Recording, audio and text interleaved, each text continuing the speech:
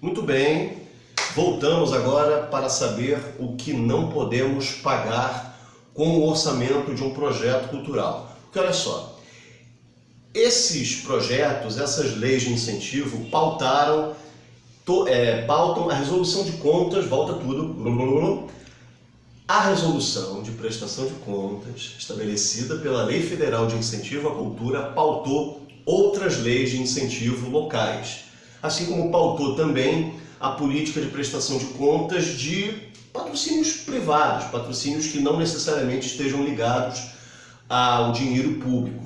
Então tem determinadas coisas que você pode e que você não pode fazer, e é necessário que você tenha atenção a isso, porque essas despesas, algumas delas acontecerão. Então você tem que saber como dar conta delas sem necessariamente apresentar uma nota fiscal delas ou assumir determinados riscos, né? Vocês percebam que existem várias coisas que a gente precisa fazer antes de começar a fazer a planilha. Fazer um orçamento não é só ensinar a abrir e manipular uma planilha, é você também compreender todas as regras que estão ligadas a essa possibilidade de orçamento para poder fazer isso da melhor maneira possível. O que você não pode pagar com um orçamento de projeto cultural? Você não pode pagar bens duráveis, e o que são bens duráveis são todos os materiais e coisas que duram, materiais que não sejam específicos, que duram para além do tempo da realização do projeto. Se eu compro, por exemplo, uma televisão que vai fazer parte do cenário de uma determinada apresentação, de um determinado projeto, esta televisão ela é considerada um bem durável e, em tese, ela não pode ser adquirida com recursos do seu orçamento. Se eu preciso comprar um laptop, esse laptop também é um bem durável e não pode ser adquirido, em tese, por um orçamento de projeto. Ou se eu compro microfones, também são bens duráveis, também em tese não podem ser adquiridos no orçamento público. E por que eu falei em tese? Porque há uma possibilidade, há um porém presente nessa hipótese. Se você conseguir provar que adquirir o bem, que adquirir o material sai mais barato do que alugar esse mesmo material pelo tempo de execução do projeto, você pode sim adquirir esse bem. E o que vai acontecer? Em 99,9% dos casos, será mais barato adquirir o bem do que alugá-lo durante o tempo da realização do projeto. Mas tem um outro porém, uma outra coisa para você estar atento. Você adquiriu o bem durável com o projeto, você justificou, provou com orçamentos, com tomadas de preço, que adquirir esse bem é mais barato do que alugá-lo durante o tempo de realização do projeto, mas aquele bem durável que você adquiriu pode ser solicitado pelo poder público a qualquer momento para doação, tá? Isso é sempre feito? Isso é sempre realizado? Na maior parte das vezes, não. Na maior parte das vezes, os produtores ficam com esses materiais como patrimônio. Alguns até, como uma maneira de fazer um certo marketing, tomam a iniciativa, tomam a deliberação de encaminhar isso já automaticamente, mesmo que não solicitem, a uma instituição ligada a esse órgão do governo. Mas é uma exceção que você pode ponderar se é razoável ou não fazer. Você não pode custear bebidas alcoólicas. Porque entende-se que bebida alcoólica é uma droga recreativa e ela não pode estar presente ali nos seus custos de projeto quando você colocar ali a linha da alimentação, a linha das refeições. Isso é um problema porque às vezes uma grande equipe de artistas, uma grande equipe de pessoas envolvidas no projeto senta para fazer uma determinada refeição e num determinado momento alguém pede um chopp. 20 pessoas comeram, 19 tomaram uma Coca-Cola, uma pessoa num determinado momento pediu um chopp. Esse chopp pode anular toda a nota fiscal que foi empreendida para pagar aquele serviço naquele dia. Então é necessário ter um cuidado com isso para que essas despesas não estejam ali presentes. Ah, mas a gente foi num determinado momento, a gente estava muito feliz, queríamos celebrar e tudo mais. Então é interessante você ter um cuidado de chegar para esse prestador de serviço, chegar para esse restaurante, chegar para esse lugar onde você se alimentou e pedir para que essa nota fiscal seja emitida com dizeres mais genéricos, como por exemplo refeições, como por exemplo, ou então ele trocar aquela uma tulipa de chopp por 2 Coca-Colas, né?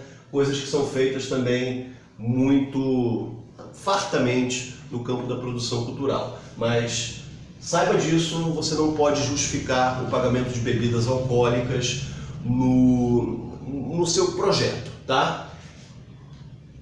Terceiro item que não pode ser pago são contas de consumo. O que são contas de consumo? Água, luz, telefone, essas coisas, ou despesas de aluguel, por exemplo. Então, essas contas não podem ser pagas com os recursos de um projeto cultural, a não ser que seja um projeto cultural, seja uma oportunidade, seja uma linha de financiamento muito específica. Então, por exemplo, aqui no Rio de Janeiro, durante os meses de fevereiro e março, havia uma oportunidade aberta para pontos de cultura. O ponto de cultura é necessariamente um lugar físico.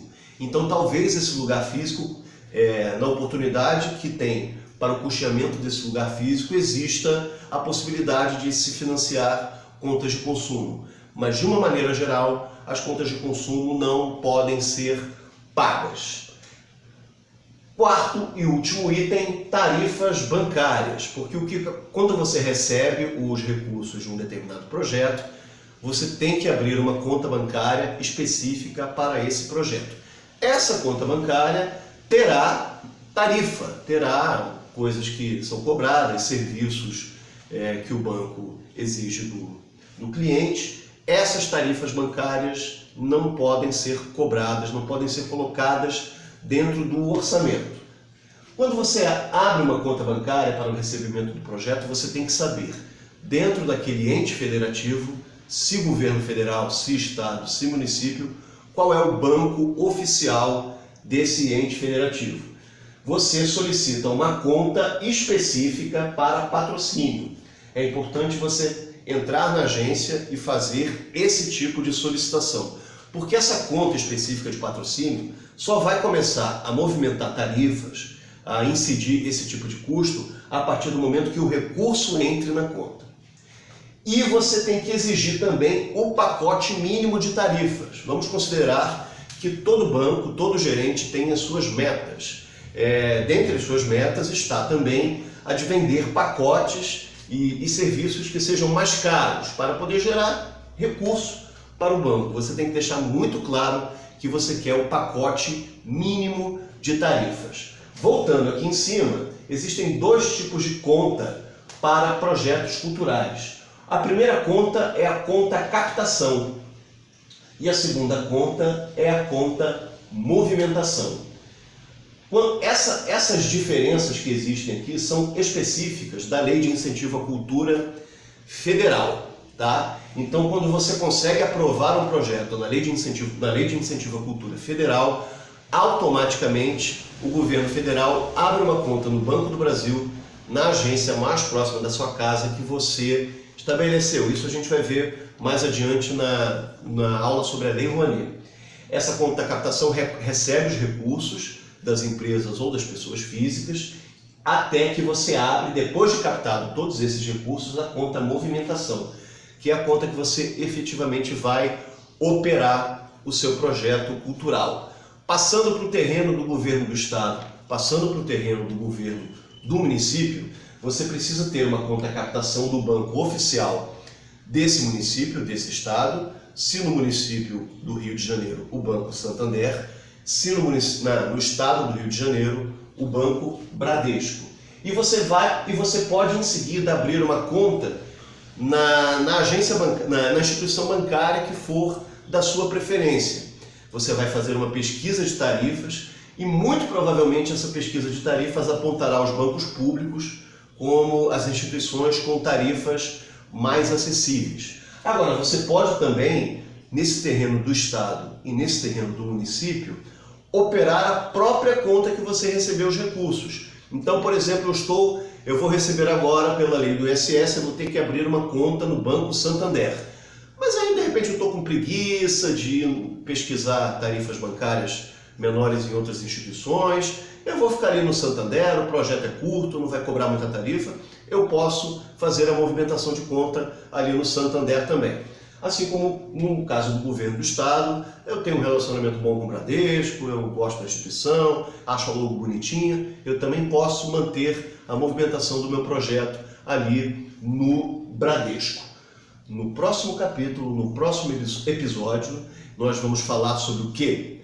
Nós vamos falar sobre exatamente o quê? Mostra o papel para mim aqui, produção. É o número 2.